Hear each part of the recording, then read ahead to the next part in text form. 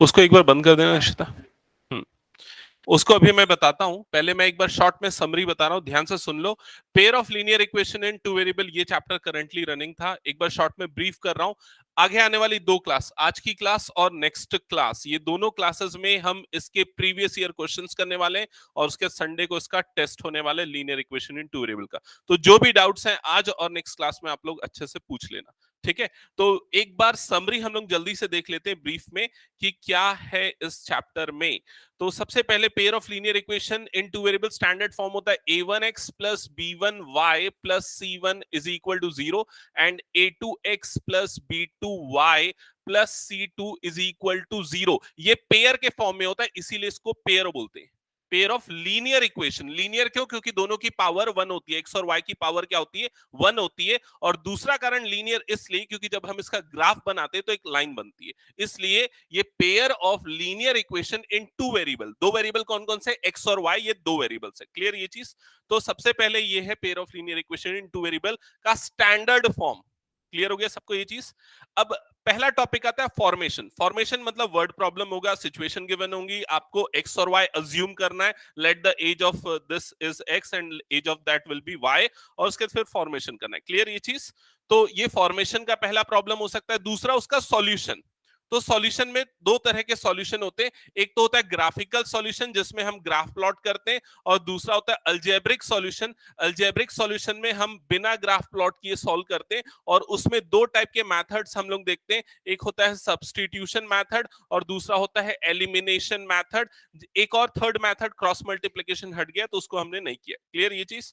अच्छा, एक और चीज, इंटरेस्टिंग चीज ये है कि ये दोनों का ग्राफ एक स्ट्रेट लाइन होती है, तो ये स्ट्रेट लाइन तीन तरह के पैटर्न बना सकती है। हो सकता है वो दोनों लाइन एक दूसरे को कट करे, हो सकता है वो दोनों लाइन एक दूसरे को पैरेलल हो, कभी कट ना करे, या हो सकता है वो दोनों लाइन एक दूसरे के कोइंसिडेंट हो। कोइंसिडेंट मतलब एक के ऊपर एक हो। तो depending on these graphical representation हमारे पास टाइप ऑफ सॉल्यूशन होंगे। अगर वो एक पॉइंट पे कट करेगी तो आपको यूनिक सॉल्यूशन मिलेगा, सिंगल सॉल्यूशन मिलेगा, एक्स और वाई की यूनिक वैल्यू मिलेगी। अगर वो कभी कट नहीं करेंगी तो नो सॉल्यूशन मिलेगा, क्योंकि कोई भी कॉमन पॉइंट नहीं है।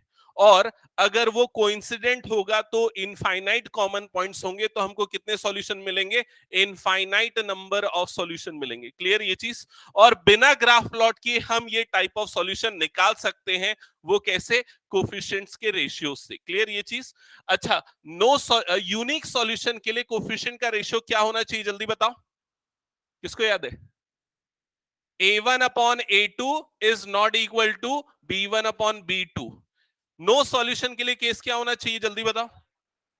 a1 upon a2 is equal to b1 upon b2 is not equal to c1 upon c2। ये ध्यान रखना, इसमें कंफ्यूजन होता है। और इसमें क्या होता है? तीनों इक्वल होते हैं, a1 upon a2 is equal to b1 upon b2 is equal to c1 upon c2। Clear ये चीज?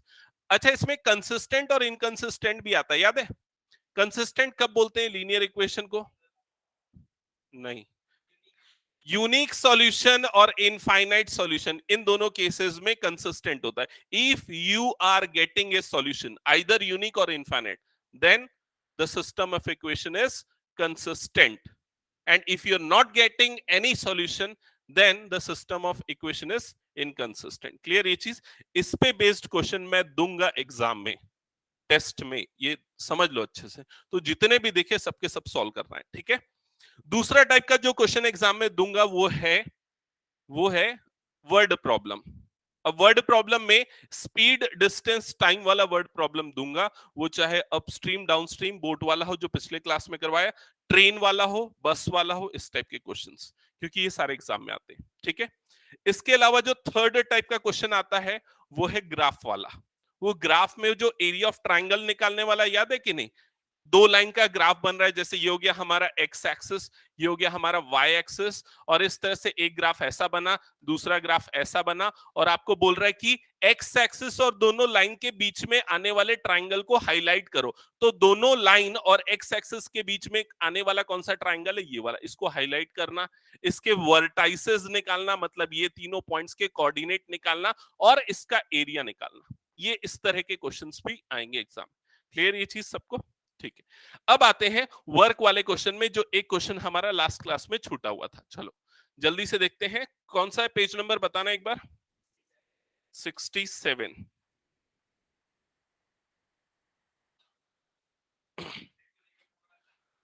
हाँ, उसको आगे पोस्टपोन करा देंगे, ठीक है। ओके, सो 67, पेज नंबर 67, सेकंड का सेकंड क्या लिखा हुआ है? 2 women and 5 men can together finish an embroidery work in 4 days। ठीक है, तो ये पहली लाइन सबको क्लियर है ना? इसको मैं रफ में लिख रहा हूं, तुम लोग अभी कुछ मत लिखो, मैं रफ में लिख रहा हूं। क्या लिख रहा हूं देखो, 2 women and 5 men can complete an embroidery work in how many days? 4 days। ठीक है, इसके बाद सेकंड स्टेटमेंट है, while 3 women and 6 men can finish in 3 days।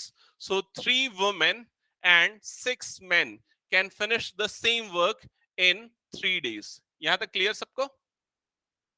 Find the time taken by one woman alone to finish the work and also that taken by one man alone to finish the work। तो क्या पूछ रहा है question में? एक अकेला अगर आदमी काम करेगा तो कितने टाइम में काम कंप्लीट होगा, और एक अकेली अगर औरत वो काम करेगी तो कितने टाइम में काम कंप्लीट होगा, ये पूछ रहा है। क्लियर ये चीज सबको? सो हमारा सबसे पहला स्टेटमेंट क्या होगा इसमें? हाँ, let the time taken by one women alone to complete the work is x.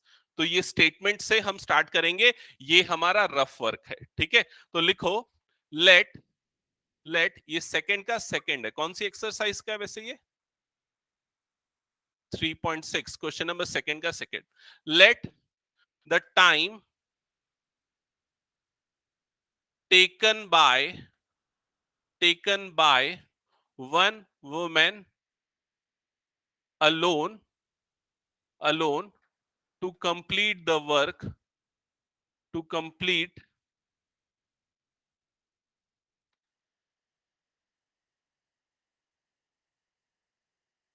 to complete the work, complete the work be x, x days लिख दो, क्लियर होना चाहिए, x जो है डेज में है, ठीक है। And and that for one man B y days, और एक आदमी उस काम को कितने दिन में खत्म कर रहा है? 1 डे में, y डेज में खत्म कर रहा है। क्लियर ये चीज? ओके। अब देखो ये अमाउंट ऑफ वर्क हम कैसे निकालेंगे कि एक आदमी एक दिन में कितना अमाउंट ऑफ वर्क कर रहा है। वो डिपेंड करेगा कि वो कितने दिन में काम कर रहा है। जैसे कि मैं एक एग्जांपल बताता हूं। फॉर एग्जांपल, अगर एक पर्सन ए है, वो एक होमवर्क को 10 डेज में कंप्लीट करता है, और एक पर्सन बी है, वो अपने होमवर्क को 2 डेज में कंप्लीट करता है। समझ में आया ये चीज? तो कौन ज्यादा फास्ट कर रहा है? पर्सन बी जो 2 डेज में कंप्लीट कर रहा है। तो वो एक दिन में कितना पोर्शन कंप्लीट कर देता है? Half portion. कैसे हाफ? कैसे निकाला? 1/2 कर दिया आपने, रेसिप्रोकल कर दिया, ये किया एक्चुअल में आपने। और वही जो पर्सन ए था जो 10 दिन में होमवर्क करता था, वो एक दिन में कितना पोर्शन कंप्लीट करता है? 1/10। आपने रेसिप्रोकल कर दिया। समझ में आया कि नहीं ये चीज? यही चीज हमको वन वुमेन एक दिन में कितना काम करती है और वन मैन एक दिन में कितना काम करता है, वो हमको निकालना है। समझ में आई ये चीज? ठीक है, तो अब नेक्स्ट स्टेटमेंट लिखेंगे, अमाउंट ऑफ वर्क डन। इसमें लिखना ज्यादा पड़ेगा और प्रॉपरली लिखना पड़ेगा। Amount of work done, amount of work done by one women in 1 day is equal to, कितना होगा देख के बताओ बाकी लोग, कितना होगा? नहीं, सामने फर्स्ट वाली लाइन में हमने क्या लिखा? वन वुमेन कितने दिन में काम कंप्लीट करती? एक्स दिन में। तो एक दिन में कितना काम करेगी? 1/x। अभी तो एग्जांपल से क्लियर हुआ था ना ये चीज, ठीक है। फिर उसके बाद सेम चीज मैन के लिए भी करते हैं। Amount of work done by one man in 1 day, ये कितना हो जाएगा? 1/y। क्लियर ये चीज? ओके ओके, ठीक है। अच्छा, अब इधर पे ध्यान दो, ये जो मैंने रफ वर्क में लिखा हुआ था उसमें फर्स्ट पार्ट में क्या लिखा था? 2 वुमेन 5 मैन कितने दिन में काम कंप्लीट करते हैं? 4 डेज में। ठीक है, तो 1 वुमेन अकेले काम नहीं कर रही, कितनी वुमेन काम कर रही है? 2 वुमेन। तो एक वुमेन एक दिन में 1/x काम करती है, तो 2 वुमेन एक दिन में कितना काम करेंगे?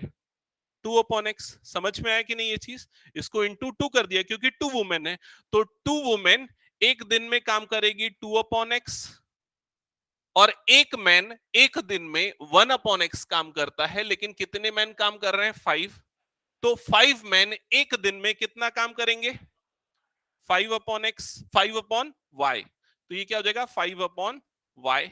ये दोनों चीजें समझो, ये 2 वुमेन एक दिन में जो काम कर रही है वो है, ये 5 मैन एक दिन में जो काम कर रहे हैं वो है। और अगर दोनों एक साथ काम करेंगे तो कितना काम होगा, उसके लिए हम क्या कर देंगे? प्लस कर देंगे। तो ये जो आपको दिख रहा है ये क्या है? 2 women and 5 man together working in 1 day. दोनों मिलके एक दिन में जो काम कर रहे हैं वो मिल रहा है आपको। ये चीज समझ में आई? ये चीज ओके, सबको क्लियर ना? अब देखो यहां पर, ये अगर दोनों मिल जाएं तो कितने दिन में काम कंप्लीट हो रहा था? 4 डेज में। तो अगर ये दोनों तरह के लोग मिल जाएं तो एक दिन में कितना काम करेंगे वो लोग? अगर 4 दिन में पूरा काम कर रहे हैं तो एक दिन में कितना करेंगे? 1/4 करेंगे। समझ में आया ये चीज? So that is equal to 1/4। ये इक्वेशन क्लियर हुई कि नहीं? कंफर्म करो। ठीक है, इसका मतलब है 2 women and 5 man together working in 1 days and amount of work done is 1/4। Similarly second situation में इक्वेशन क्या बनेगी बताओ? 6/y is equal to 1/3। That's it. ये कैसे मिला? According to question. ठीक है, अब इसके बाद क्या करना है हमको? प्रोसेस। हाँ, क्या करेंगे? 1/x को ले लेंगे a और 1/y को ले लेंगे b। ठीक है, put 1/x is equal to a and 1/y is equal to b। तो ये इक्वेशन क्या बन जाएगी? फर्स्ट वाली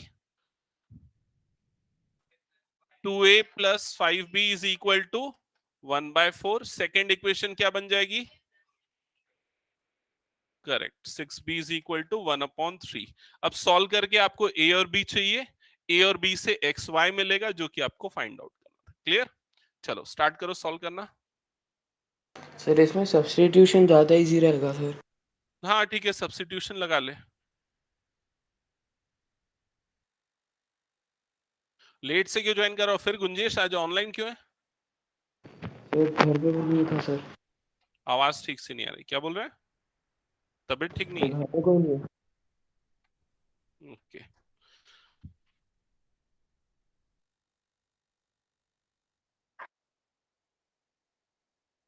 ठीक है। आप लोग कौन कौन से मेथड से कर रहे हो? एलिमिनेशन ही कर रहे हो? ठीक है, एलिमिनेशन अगर सपोज अप्लाई कर रहे हो तो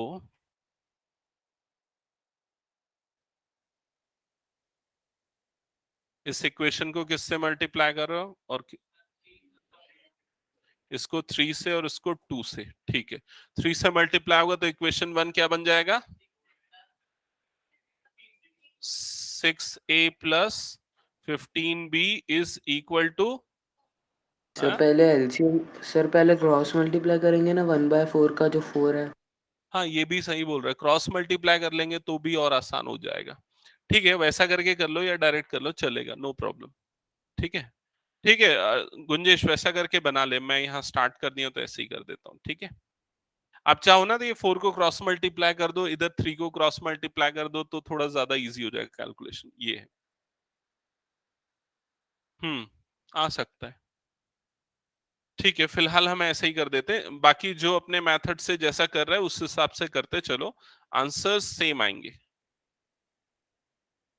3 2 जा 6, 6 2 जा 12, तो क्या जगह 12b इज इक्वल टू 2/3 यही आएगा। अब दोनों इक्वेशंस को सब्सट्रैक्ट कर देंगे तो माइनस माइनस माइनस ये टर्म कैंसल आउट हो जाएगी, 15b माइनस 12b, सो आपको मिल जाएगा 3b is equal to, right hand side में क्या होगा एक बार चेक करके बताओ, 3/4 माइनस 2/3, एक बार चेक कर लेता हूं मैं, 12, 4 3 are 12, तो 3 3 are 9, माइनस 3 4 are 12, तो 2 into 4, तो क्या आ जाएगा 9 minus 8 upon 12, yes it is 1/12, so 3b is equal to 1/12, so we'll get b is equal to 1 upon, है 36 होगा क्या,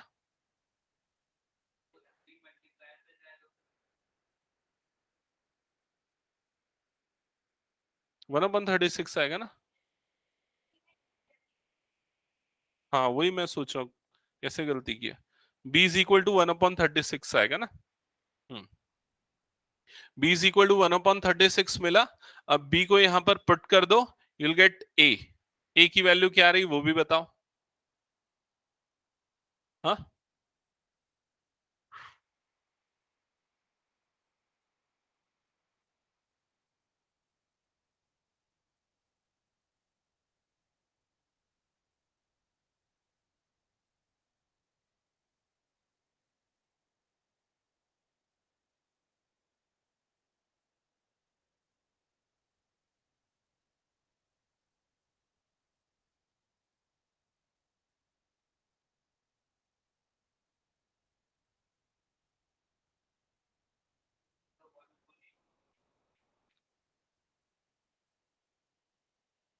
1/89, 18, अच्छा हाँ, a is equal to 1/18, बाकी लोग चेक करो या सॉल्व करूं मैं एक बार, आ गया ठीक है, और बाकी लोगों का क्या है आया, वैभव लक्ष्य सॉल्व करो उसको, सुयश 1/18, ठीक है 1/18 आ रहा है, तो a और b मिला है, x और y के लिए क्या करेंगे, इसका रेसिप्रोकल करेंगे, सो x की वैल्यू क्या आ जाएगी, इसका रेसिप्रोकल करो आपको x मिल जाएगा, x इज इसका रेसिप्रोकल, सॉरी इसका reciprocal x is equal to 18 और इसका reciprocal yes y is equal to 36, x मतलब वुमेन को, एक वुमेन को कितना दिन लगेगा 18 डेज, और y मतलब एक मैन को कितना डे लगेगा 36 डेज, ठीक है हो गया सबका, okay okay. Usually speed distance time के क्वेश्चंस ज्यादा आते हैं, तो वैसे क्वेश्चंस पे ज्यादा फोकस करना, वर्क और टाइम का कम आया है अभी तक तो, ठीक है, एक क्वेश्चन मैं ऑप्शनल से ले रहा हूं, इंपॉर्टेंट है उसको देख लेते हैं, ठीक है, सो पेज नंबर 68 ओपन करना, पेज नंबर 68 में क्वेश्चन नंबर 3 आपको दिख रहा होगा, क्वेश्चन नंबर 3, ठीक है दिख गया सबको, हम्म, ओके, आदित्य क्वेश्चन पढ़ना,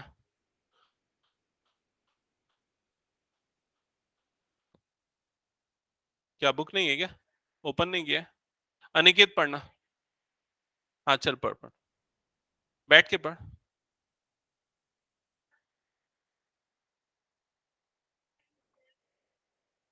बहुत लो एनर्जी से पढ़ रहा है, ऐसा नहीं,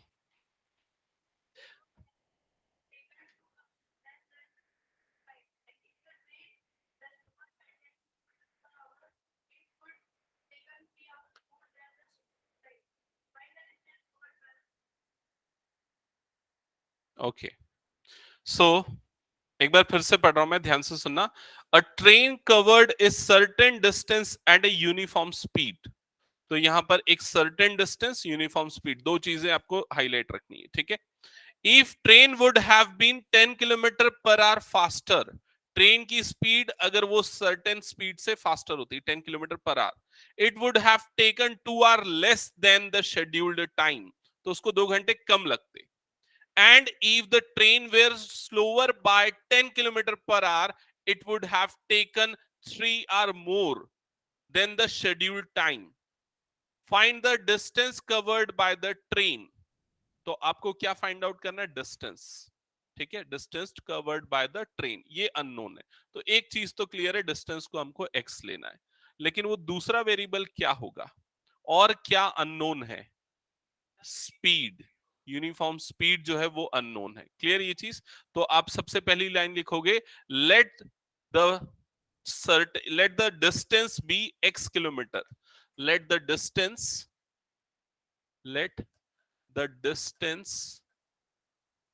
B x kilometre and the speed is y kilometre per hour. तो ये हमने डिस्टेंस और स्पीड ले लिया। क्लियर ये चीज? अच्छा, यहां साइड में एक फॉर्मूला लिख देता हूं स्पीड डिस्टेंस टाइम का। क्या होता है? Speed is equal to distance upon time. Clear ये चीज? ओके। अब इसके बाद सेकेंड लाइन फिर से मैं पढ़ रहा हूं। If the train would have been 10 kilometer faster, it would have taken 2 hour less than the scheduled time। तो अगर वो 10 किलोमीटर पर आवर फास्टर होती तो उसको 2 घंटे कम लगते as per the scheduled time. ठीक है, तो इसके लिए हम कैसे फ्रेम करें इक्वेशन? शेड्यूल्ड टाइम के लिए तीसरा वेरिएबल लेना पड़ेगा, उसको टी ले लेते हैं। लेकिन तीसरे वेरिएबल पे मैं जाना नहीं चाह रहा हूं।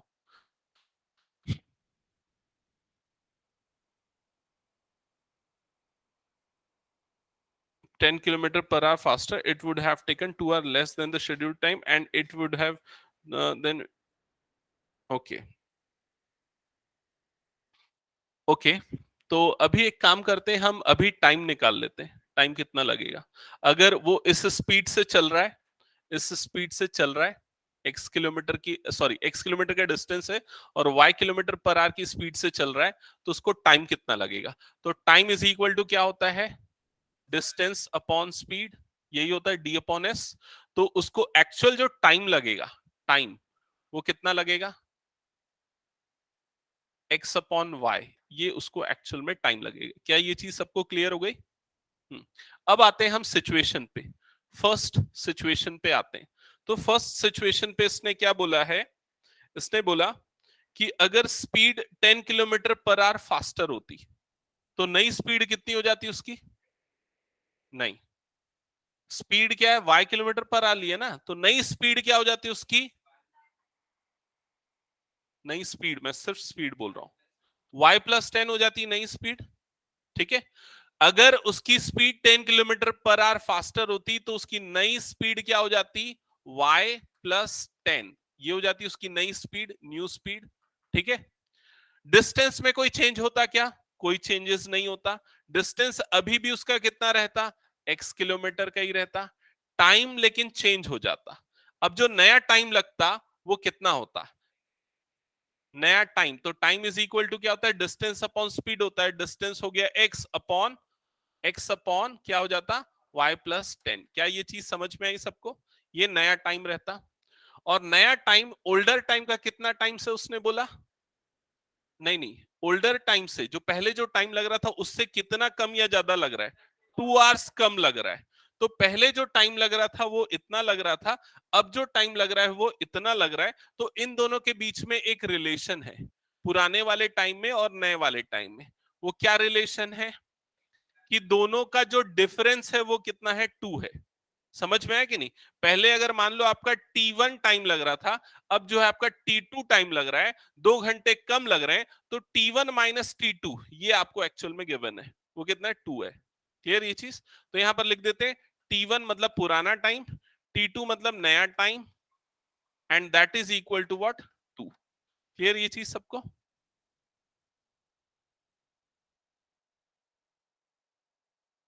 यस। ओके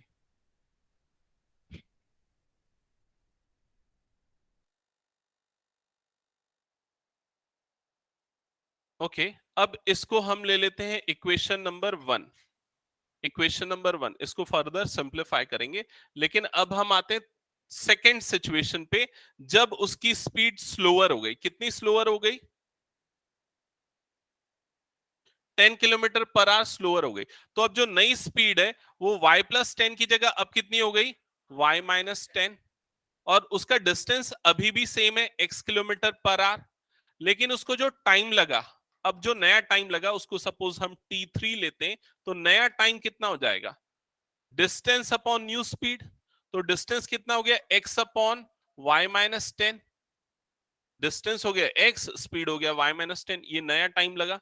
और नया टाइम जो ओल्डर टाइम था उसका कितना टाइम्स है, कितना कितना कितना डिले हुआ उसमें है, 3 आवर्स का डिले हुआ है। मतलब अब इसमें ज्यादा टाइम लग रहा है, तो t3 minus t1 that is equal to 3 hours. Clear ये चीज। तो यहां पर लिखेंगे t3 मतलब ये वाला time minus t1, so t3 is x upon y minus 10 minus t1 that is x upon y is equal to कितना हो जाएगा, इज इक्वल टू 3 हो जाएगा। क्लियर ये चीज, ये हो गया एक्सप्रेशन। अब इसके बाद, अब इसके बाद ये दोनों इक्वेशन, इसको इक्वेशन नंबर 2 कंसीडर कर लो, ये इक्वेशन नंबर 1 हो गया और ये इक्वेशन नंबर 2 हो गया। ठीक है, इन दोनों इक्वेशंस को सॉल्व करना है और x और y की वैल्यू निकालनी है। थोड़ा सा कॉम्प्लिकेटेड बन गया है। अच्छा, क्या बोल रहे हो? हम्म हम्म, नहीं उस फॉर्म से नहीं, पहले दोनों इक्वेशंस को सिंप्लीफाई करना पड़ेगा। ठीक है, मैं बता रहा हूँ कैसे सिंप्लीफाई करते हैं। पहले ये वाली इक्वेशन को, थोड़ा सा बड़ा बनेगा ना ये क्वेश्चन, ये वाली इक्वेशन में पहले हम एलसीएम ले लेते हैं। एलसीएम क्या आ जाएगा दोनों का, y प्लस 10 आ जाएगा। ये y प्लस 10 इससे मल्टीप्लाई होगा तो x times of y plus 10 हो जाएगा।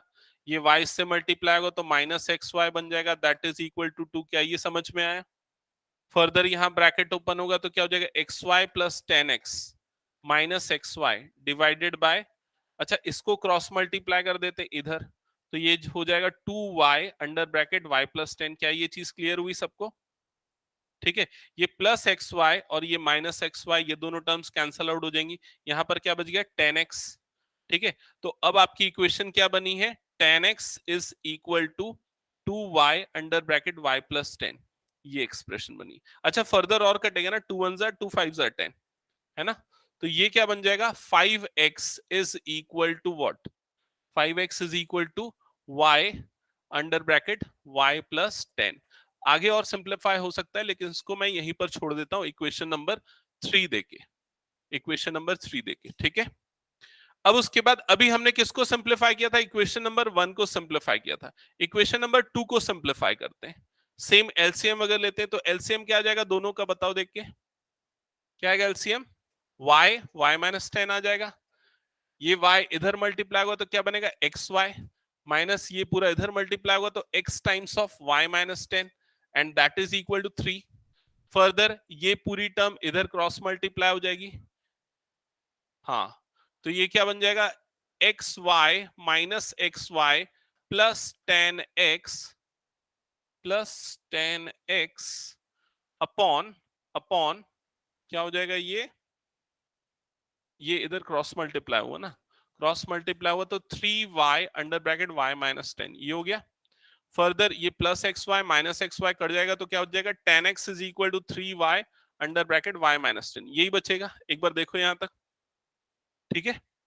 अच्छा एक चीज ना यहाँ पर ध्यान से समझो, ये जो मैंने काट दिया था ना इसको नहीं काटते क्योंकि उससे ज्यादा आसान होगा। कैसे होगा देखो इधर ध्यान देना, इसको 10x ही रहने दो, 10x is equal to 2y रहने दो।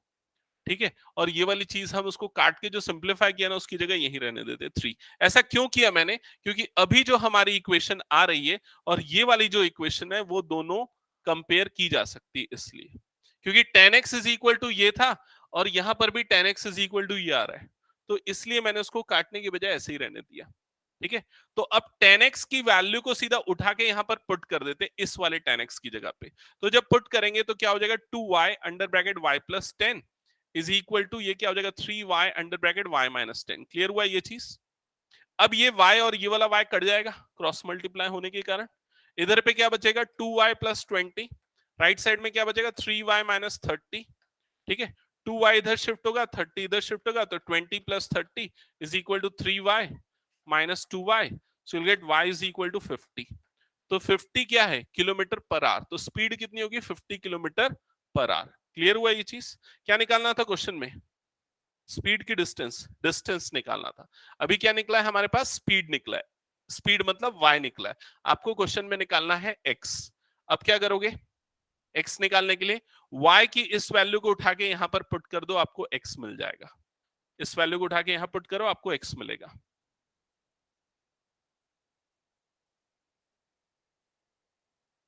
यहां पर जब पुट करोगे तो ये हो जाएगा 10x is equal to 3 times of y। y मतलब कि 50 under bracket 50 minus 10 that is equal to 40। ठीक है, फर्दर सिंप्लीफाई करो, 10x इज इक्वल टू कितना हो जाएगा? 5 3 जा 15, 15 4 जा 60, तो ये कितना जाएगा? 600। ये 0 0 कैंसिल, तो x इज इक्वल टू कितना जाएगा? 60 किलोमीटर। कंफर्म करो सेम आ रहा है क्या? यस, चेक करो और बताओ।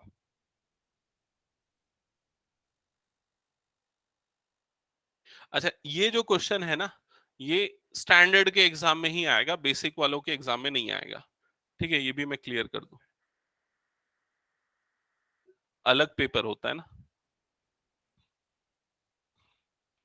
स्टैंडर्ड का क्वेश्चन पेपर टफ रहता है, बेसिक का क्वेश्चन पेपर इजी रहता है।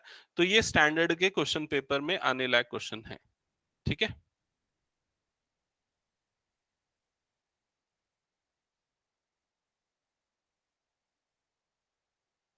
यही आ रहा आंसर?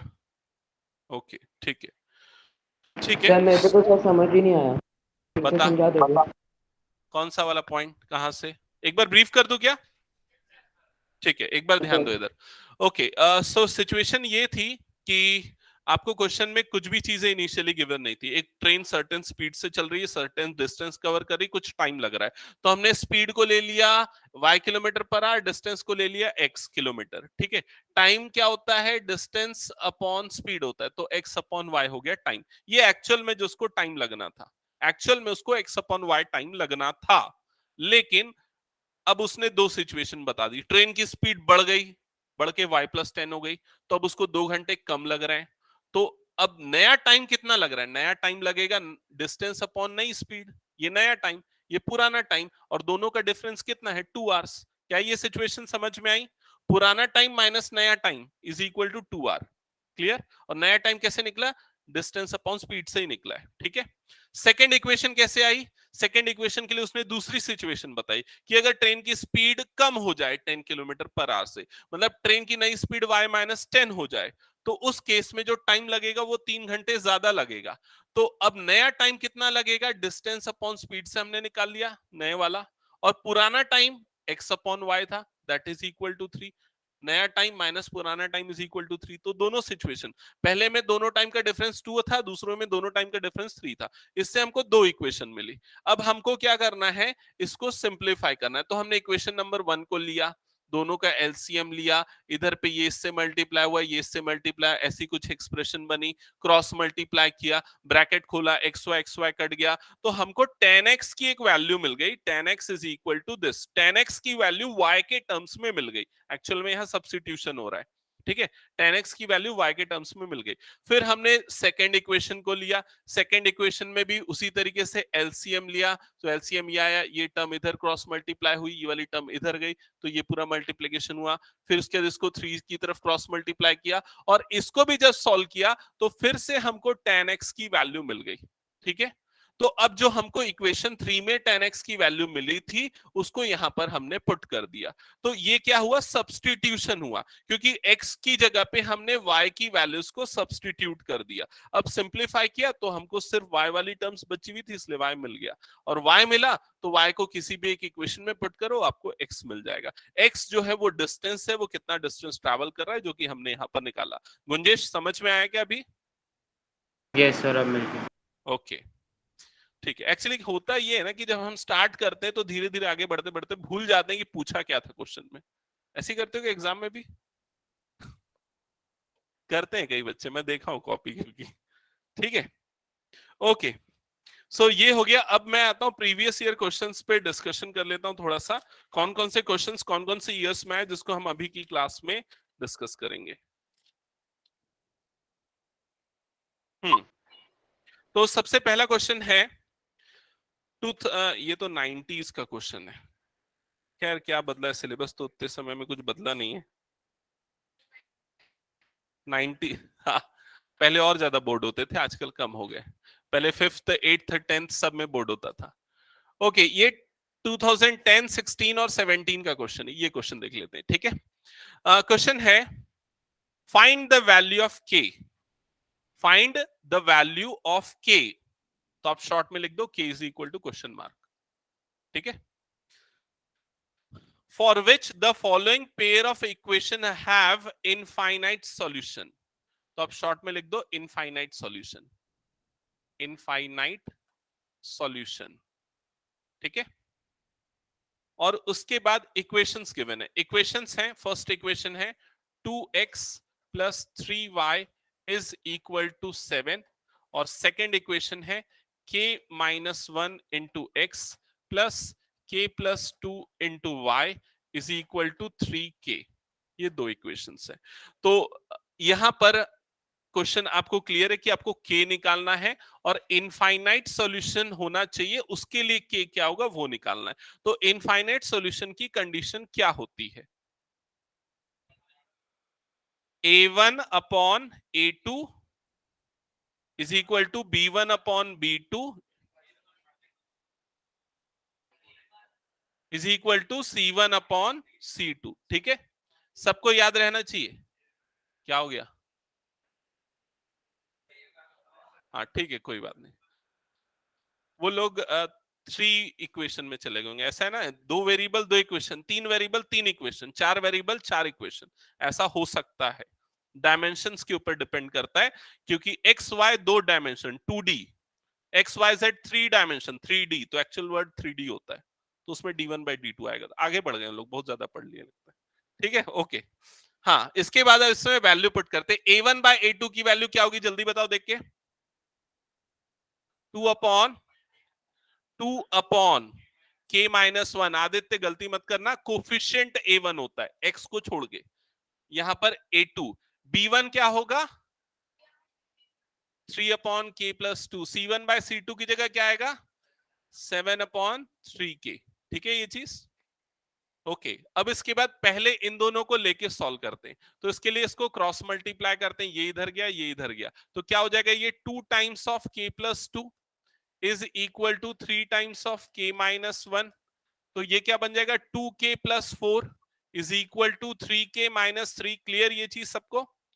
अब ये 2k वाली टर्म इधर जाएगी, ये -3 वाली टर्म इधर आएगी, तो -3 इधर आने के कारण प्लस हो जाएगा। 3 प्लस 4 क्या हो जाएगा? 7, और राइट साइड में 3k माइनस 2k मतलब क्या हो जाएगा? k।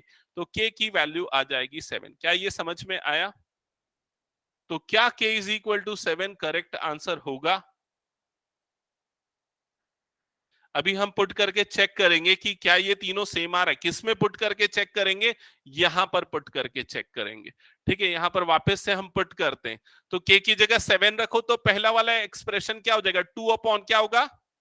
2 अपॉन 6 इक्वल टू क्या हो जाएगा? 3 upon what? 9 is equal to last वाला 7 अपॉन क्या हो जाएगा? 21। क्लियर? क्या ये तीनों इक्वल है? इक्वल है ना। 2 1 2 3 1/3, 3 1 3 3 1/3, 7 1 7 3 1/3, इक्वल है। समझ में आया कि नहीं ये चीज? ठीक है, तो ये इक्वल है, इसका मतलब k इज इक्वल टू 7 जो है वो करेक्ट आंसर है। सबको समझ में आ गया ये चीज? यस। अंकित समझ में आया? तू बस इतना याद रख ले, इनफाइनाइट सॉल्यूशन मतलब ये होता है। ठीक है, ओके। अब मैं इसमें एक ट्विस्ट लाता हूं और आंसर बताना फिर आप लोग। ठीक है, अगर मान लो यहां पर ये जो 3 है, अगर ये नहीं होता तो क्या होता? तो क्या होता यहां सर पर? एक क्या आता? यूनिक सॉल्यूशन मिलता। नहीं, आंसर गलत बोल रहे हो, रुको अभी 1 मिनट। यहां पर अगर ये होता तो क्या होता? 7/7 हो जाता, मतलब ये क्या आ जाता? 1 आ जाता, मतलब ये क्या आ जाता? 1 आ जाता। अब बताओ क्या होता? तो आप आंसर में क्या लिखते? Sir no solution. No solution लिखते तो आपका आंसर गलत माना जाता। Yes, there is no correct, value of k which correct, can be. Gunjesh भी करेक्ट बोल रहा है, ठीक है। तब आप आंसर क्या लिखते? No such value of K exist for which we will get infinite solution. क्योंकि के हमने 7 तो निकाल लिया, लेकिन 7 पुट करने पे तीनों इक्वल नहीं आ रहा है, इसका मतलब ये इनफाइनाइट सॉल्यूशन नहीं होगा के की किसी भी वैल्यू के लिए। तो आपका आंसर होगा no such value of K exist for which the pair of equation has infinite solution. Clear ये चीज? जो अभी मैंने सिचुएशन क्रिएट की थी ना, ऐसे क्वेश्चन बहुत रेयर आते हैं, लेकिन अगर आ गए तो आपको समझ में आना चाहिए, स्टैंडर्ड के लायक है ये वाला सिचुएशन, ठीक है। ओके, नेक्स्ट क्वेश्चन पे जाते हैं। हो गया था ना ये? ओके, नेक्स्ट क्वेश्चन पे जाते हैं। क्या हुआ, नहीं हुआ था? उसको देख लेना, ठीक है। नेक्स्ट क्वेश्चन पे आते हैं। तो नेक्स्ट क्वेश्चन दे रहा हूं मैं, ऐसे कुछ कई बार आया हुआ रिपीटेड वाले में से ही देता हूं। 2010 और 17 में ये क्वेश्चन आया है, ठीक है। 10 एंड 17 क्वेश्चन है a number consists of two digits. A number consists of two digits. When the number is divided by the sum of its digit, the quotient is 7. ठीक है? A number consists of two digits. When the number is divided by sum of its digits, the quotient is 7. Full stop. If 27 is subtracted from the number, the digit interchange their places. Find the number. Huh? If 27 is subtracted from the number, the digit interchange their places. Find the number. Find the number. तो सबसे पहली line क्या है? एक 2 digit number है। तो 2 digit number मतलब उसमें एक 1s डिजिट होगा, एक 10s डिजिट होगा। So let the 10s digit be x। तो हम 10s डिजिट को ले लेते हैं x, और 1s डिजिट जिसको यूनिट डिजिट ले बोलते हैं उसको हम ले लेते हैं y। तो वो नंबर क्या होगा? वो नंबर होगा 10x प्लस वाई। क्या ये चीज समझ में आई सबको? मैंने कई बार जब मैंने बताया था ये चीज बताया था, जैसे कि नंबर 53 है तो 5 उसका डिजिट है, 3 उसका डिजिट है, तो ये 10th डिजिट 5 है, तो 5 इंटू 10 प्लस 3 ऐसा लिखते हैं। तो उसी तरीके से ये नंबर अगर x और y उसके डिजिट होंगे तो 10x प्लस वाई वो नंबर होगा। क्लियर ये चीज सबको? अब आते हैं फर्स्ट स्टेटमेंट में। इसके बाद उसने क्या लिखा है क्वेश्चन में कि if the number is divided by sum of its digit the quotient is 7। तो नंबर मतलब कि इसको किससे डिवाइड करने पे? सम ऑफ डिजिट्स से। तो डिजिट्स कौन कौन से हैं? एक्स और वाई, उनका सम क्या होगा? X plus Y.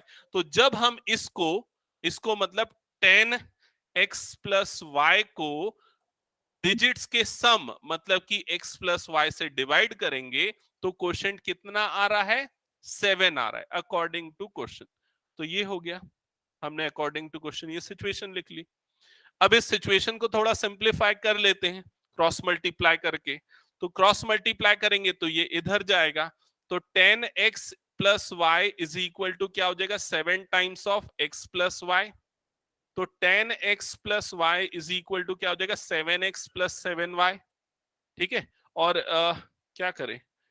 x वाली टर्म एक तरफ रखते हैं, y वाली टर्म दूसरी तरफ, तो ऐसा ऐसा शिफ्टिंग कर देते हैं। ठीक है, तो इधर पे लेफ्ट साइड पे क्या हो जाएगा? 10x माइनस 7x, और राइट साइड में क्या होगा? 7y minus y। तो ये दोनों का डिफरेंस कितना हो जाएगा? 3x। इन दोनों का डिफरेंस कितना हो जाएगा? 6y। तो x इज इक्वल टू क्या होगा? 6y upon 3।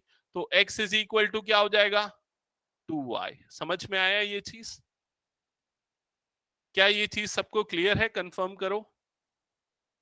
ये हमने फर्स्ट वाली सिचुएशन के अकॉर्डिंग ये एक्सप्रेशन निकाली। अब सेकंड सिचुएशन पे आते हैं। सेकंड सिचुएशन ये बोल रहा है कि अगर नंबर में 27 सब्सट्रैक्ट कर दें तो डिजिट्स जो है वो रिवर्स हो जाएंगी।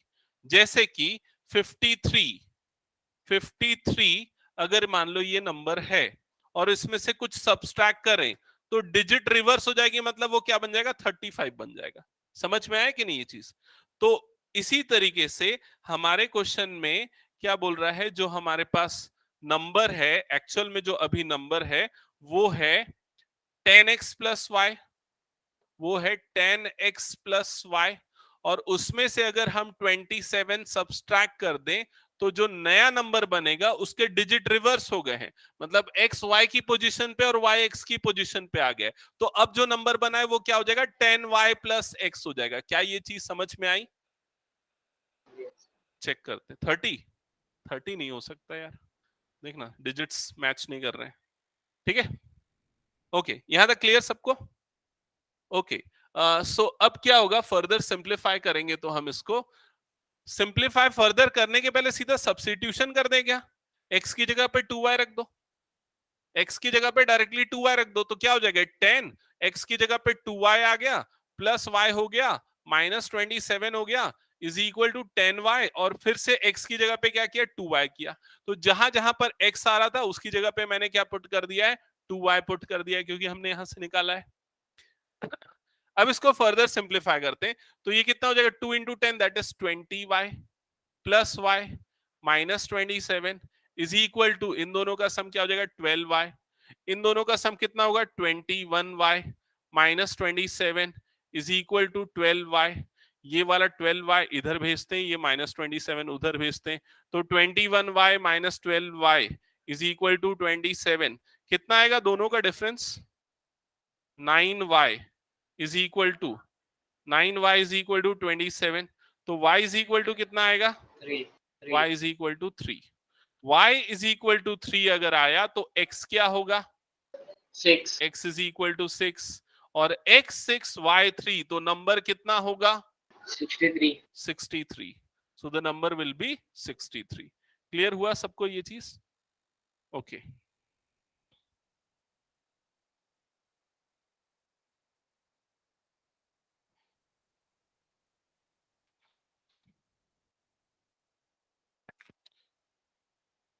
नेक्स्ट क्वेश्चन दे रहा हूं मैं।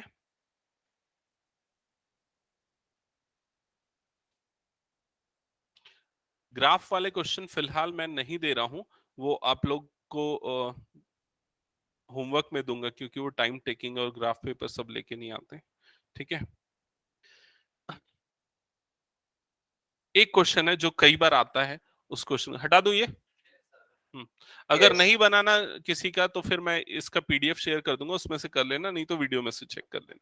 ठीक है, नेक्स्ट क्वेश्चन नोट करो। क्वेश्चन है solve for x and y, solve for x and y 2006, 17 और 19 का क्वेश्चन है ये।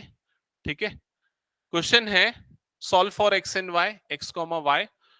यहां पर गिवन है first equation a x upon b minus b y upon a is equal to a plus b, और सेकेंड इक्वेशन है a x minus b y is equal to 2ab।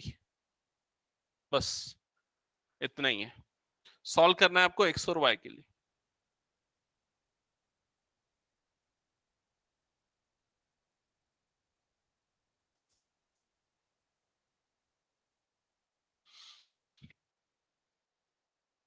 क्या करें, सबसे पहले सिंप्लीफाई कर सकते हो बिल्कुल, इसको इक्वेशन 1 लेते, इसको इक्वेशन 2 लेते, लेकिन मैं एक और चीज बता रहा हूं, ध्यान दो इधर, इधर ध्यान दो पहले, सिंप्लीफाई करने के पहले।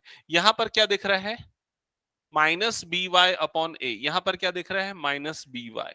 तो हम एक काम कर सकते हैं ना, इसमें a मल्टीप्लाई, लेकिन उसमें फिर फ्रैक्शन आ जाएगा तो कंफ्यूज हो जाएगा, सिंप्लीफाई करना ही बेटर है। ठीक है, सिंप्लीफाई किसको करना है, इक्वेशन 2 को नहीं, इक्वेशन 1 को ही करना है।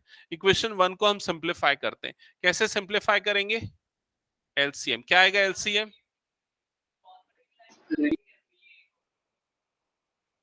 हाँ कर सकते हैं, करेंगे ना उसके बाद, एलसीएम लेने के बाद ही तो करेंगे।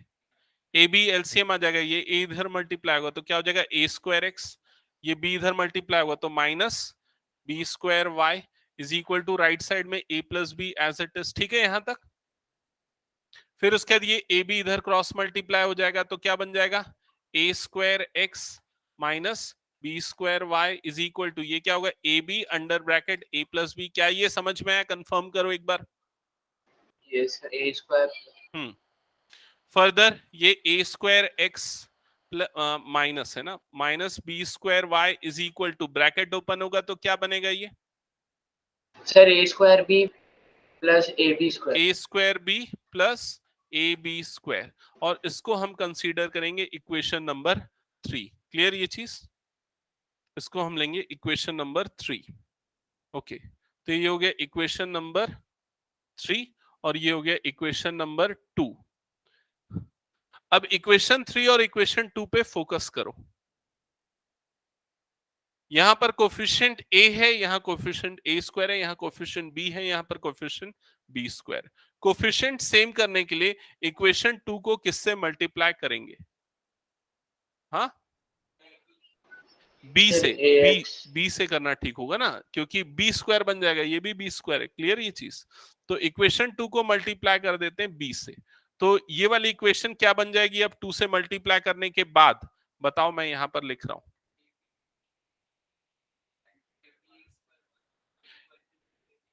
ए बी एक्स, ठीक है, a b x minus b square y, ठीक है, इक्वल टू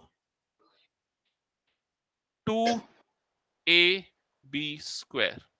देखो मैंने इंटेंशनली उसके नीचे लिखा है क्योंकि ये दोनों ही ऐड सब्सट्रैक्ट हो सकते हैं इसलिए, ठीक है। और इसको अब हम मार्क करते हैं इक्वेशन नंबर 4। अब 3 और 4 को क्या करेंगे, एडिशन। एडिशन करने से y एलिमिनेट हो जाएगा, नहीं होगा, सब्सट्रैक्ट करेंगे क्योंकि दोनों का साइन सेम है ना, ठीक है। तो हम क्या करेंगे, इक्वेशन 3 माइनस 4 परफॉर्म करेंगे। 3 माइनस 4, तो इक्वेशन 3 को पहले लिखेंगे। इक्वेशन 3 है ए एक्स स्क्वायर माइन, नहीं गलत लिख रहा हूं, a square x minus b square y is equal to a square b plus a b square, और उसके नीचे ये वाली equation a b x minus b square y is equal to 2ab²। समझ में आया। अब सब्सट्रैक्शन हो रहा है तो नीचे वाली इक्वेशन के सारे टर्म्स का साइन रिवर्स हो जाएगा, ये नेगेटिव, ये पॉजिटिव और ये भी नेगेटिव। क्लियर यहां तक सबको। फिर क्या होगा, b² y वाली टर्म्स कट जाएंगी, ठीक है। अच्छा, इन दोनों का सब्सट्रैक्शन को हम कैसे लिखेंगे, नहीं ये भी कैसे होगा, नहीं ए होगा, स्क्वायर ए बी, हाँ करेक्ट। इसको देखो हम कैसे लिखेंगे, ध्यान से समझना, a² x मतलब ऊपर वाली टर्म माइनस नीचे वाली टर्म माइनस abx। समझ में आया कि नहीं, ये चीज कुछ नहीं हो रहा है ना, दोनों सब्सट्रैक्ट नहीं हो सकता, ऐसे लिखेंगे। और राइट हैंड साइड में ये a² b as it is, और लेकिन ये दोनों सब्सट्रैक्ट हो सकता है, क्या आएगा दोनों का difference, minus a b a b square, क्योंकि ए बी स्क्वायर ये नेगेटिव ये पॉजिटिव, तो माइनस ए बी स्क्वायर, यहाँ क्या आएगा minus a b square. Clear ये चीज। फिर उसके बाद फर्दर क्या होगा, यहां पर लेफ्ट हैंड साइड में क्या कॉमन निकल सकता है, a और x भी निकल सकता है, तो ब्रैकेट के अंदर यहां क्या बचेगा, a बचेगा माइनस, यहां से ax निकल गया तो क्या बचेगा b। राइट हैंड साइड में क्या कॉमन निकल सकता है, a और b दोनों निकल सकता है, तो ब्रैकेट के अंदर क्या बचेगा, a A minus, minus b।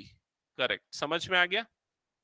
अब x को यहीं पर छोड़ो, बाकी दोनों को क्रॉस मल्टीप्लाई करके उधर भेज दो, तो क्या हो जाएगा a b a minus b जो पहले से था, अपॉन में क्या आ जाएगा a और a माइनस बी। क्या ये चीज सबको समझ में आई। फिर a और a कट जाएगा, a माइनस बी कट जाएगा, तो x इज इक्वल टू क्या आ जाएगा b। दैट्स इट, x मिल गया। अब क्या निकालना बच गया, y। तो कौन सी इक्वेशन में पुट करना प्रेफर करोगे y के लिए, सेकंड, सेकेंड इक्वेशन बेस्ट है, सेकेंड इक्वेशन में पुट कर देते हैं। तो इक्वेशन नंबर 2 में पुट करते हैं x की वैल्यू।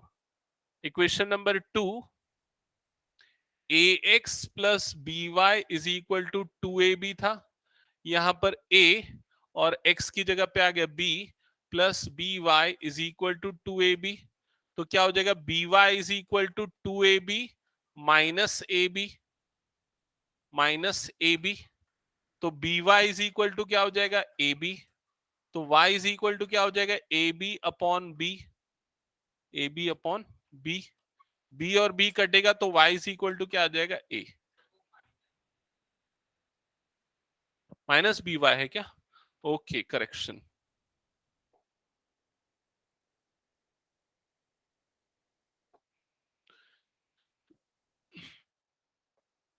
तो y इज इक्वल टू क्या आ जाएगा माइनस ए, ये हो जाएगा फाइनल आंसर, दैट्स इट, ठीक है।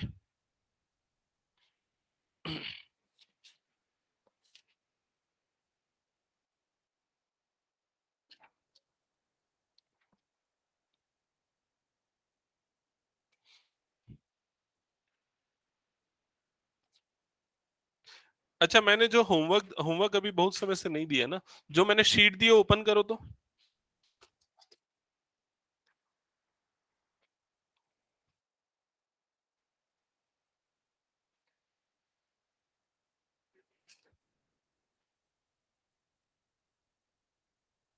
दोनों शीट है कि नहीं, दोनों है ना, एक प्रीवियस ईयर वाली और एक और वाली, एक मिनट रुक जाओ, एक सॉल्व वाली एक अनसॉल्व वाली है।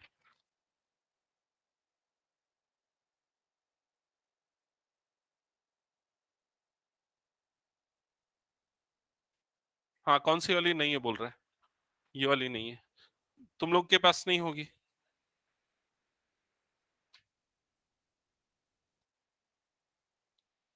इसको भी रख लो, ठीक है। हाँ और बाकी सबके पास है ना, अभी नहीं तो घर में तो होगा, ठीक है, लेकिन उसको लेके रखो भाई तुम लोग, उसको लेके आया करो, मैं बोल रहा हूँ उसको रखना जरूरी है। तो प्रीवियस ईयर क्वेश्चन के ना कौन कौन से क्वेश्चन करने हैं बता रहा हूं, ध्यान से सुनना, सारे क्वेश्चंस करने हैं, ठीक है, सारे क्वेश्चंस करने हैं, क्योंकि लगभग तो मैंने दे दिए थे पूरे होमवर्क में, कुछ एक ही बचे होंगे, 5-7 बचे होंगे, ठीक है। अब जिन्होंने जो नहीं किया उसको कर लेना, ठीक है।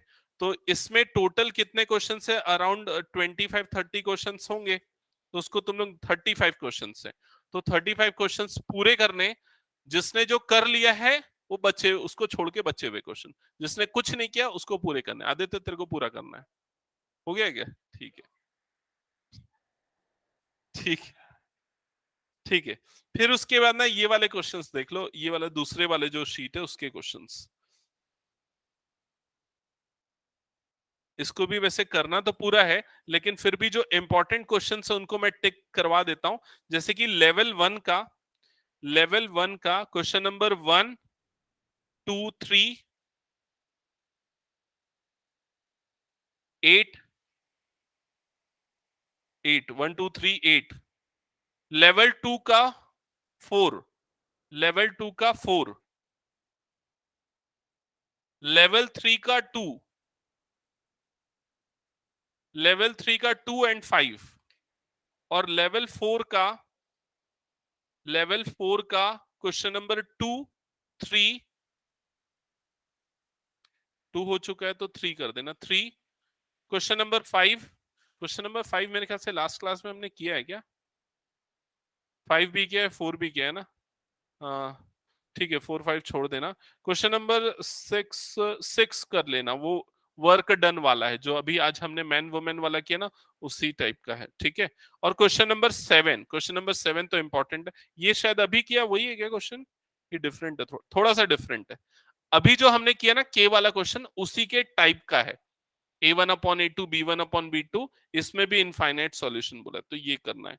और इसके अलावा सेल्फ इवैल्यूएशन वाले जो हैं HOTs, इसमें क्वेश्चन नंबर 1 करना है, जो लास्ट सेक्शन है ना सेल्फ इवैल्यूएशन HOT, इसका question number 1 it is exactly same like this जो हमने इसमें किया था, ठीक है, आप लोग को क्वेश्चन देख के समझ में आ रहा होगा, उसी के टाइप का क्वेश्चन है, ठीक है।